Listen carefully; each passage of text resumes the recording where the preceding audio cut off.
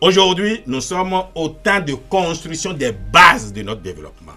Après aujourd'hui, 2026-2031, il faut aménager des terres additionnelles, des terres agricoles et faire travailler plus de personnes pour que la base économique soit plus élargie et qu'on ne prenne pas seulement d'impôts sur quelques personnes qui souffrent pour tout le pays. L'article 145 de notre Constitution. J'ai critiqué cet article-là parce que le fait que ce soit le président et son ministre des Finances qui ratifient les accords de prêt et en informent 3 mois au plus tard le Parlement, je l'ai trouvé barbare. Et je continue de trouver cela barbare. Mais ceci étant dit, le président Patrice Talon est un homme pragmatique.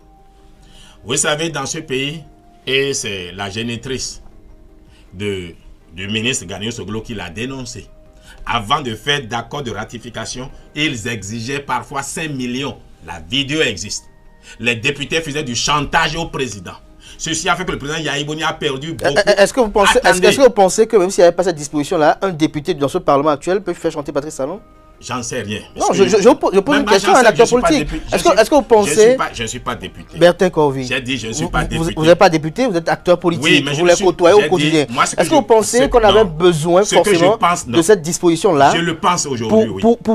Pour évoluer. Est-ce que Patrice Talon, personne n'avait besoin de ça? Je le pense aujourd'hui. Parce qu'en réalité, si les députés sont devenus droits comme I, je vous le concède, c'est parce qu'on leur a enlevé leur dard à certains égards. S'ils étaient en position, justement, s'ils étaient en position d'avoir la possibilité d'empêcher... La donne a changé depuis 2016 quand même. Qu'est-ce qui a changé? La donne. Mais la donne a changé. Ce chantage, oui, mais vous ne pouvez pas prendre ce qui vous arrange et laisser le reste. C'est dans la globalité qu'il faut prendre cela. J'en aurais terminé sur ce sujet en disant que les députés faisaient chanter le président dans ce pays. D'ailleurs, le président Yahya Boni est monté au créneau souvent à dénoncer cela. On nous a fait perdre des accords de prêt dans ce pays. Mais en enlevant ça, il leur a enlevé leur capacité de nuisance. Je vous dis que c'est du barbarisme. Je l'ai dénoncé. Et si le président doit partir en 2026, si c'est vraiment la volonté d'Allah, il faut qu'on modifie la Constitution et qu'on nous ramène la possibilité que les députés soient plutôt ceux qui ratifient. Maintenant, s'ils ne veulent pas ratifier, maintenant le président peut de son propre chef ratifier. C'est-à-dire qu'il faudrait qu'il y ait une posée d'abord, que soit on aille d'abord devant les députés. Devant la représentation nationale. Et s'ils font du chantage maintenant, le président de son propre chef fait ce qu'on fait aujourd'hui. À travers une ordonnance. Parce que le président Talon connaît ce pays, il les connaît, il nous connaît. Mais Bertin Corvi, que crée un État dont l'endettement est inquiétant à l'avenir? Mais ce n'est pas le Bénin.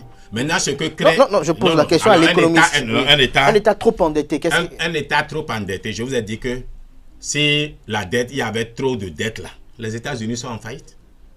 Le PIB a plus de 130, 140, même 150% l'endettement. La France est à plus de 120% de son endettement. Le Japon, pareil. Un État n'est jamais trop endetté. Par contre, est-ce que la dette permet d'avoir d'effet de levier? Je vais vous dire ce que c'est que l'effet de levier. Oui, allez-y.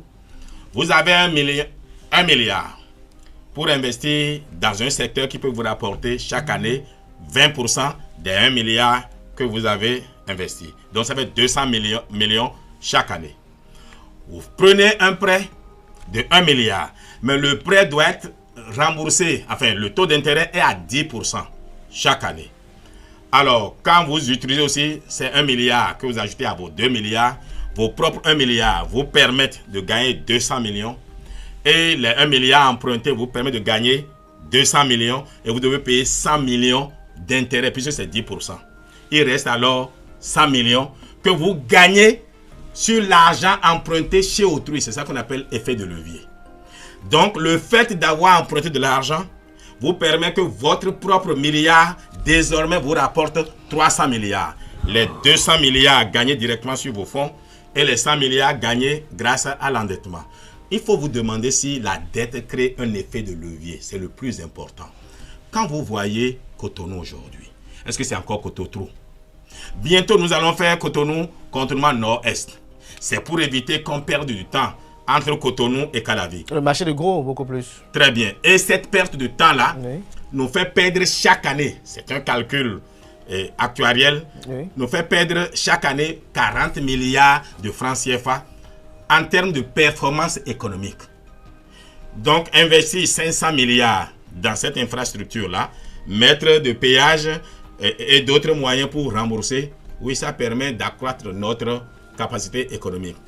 Gagner au Soglo va dire que c'est une mauvaise chose. Heureusement, je veux le rassurer que ça va se faire avec un investissement éthique, participatif, c'est-à-dire un financement Justement, islamique. vous parlez de participatif, parce que certains estiment qu'il y a quand même une gestion pour certaines questions quand même majeures, unilatérale, par exemple. Mais pourquoi ils ne sont pas élus?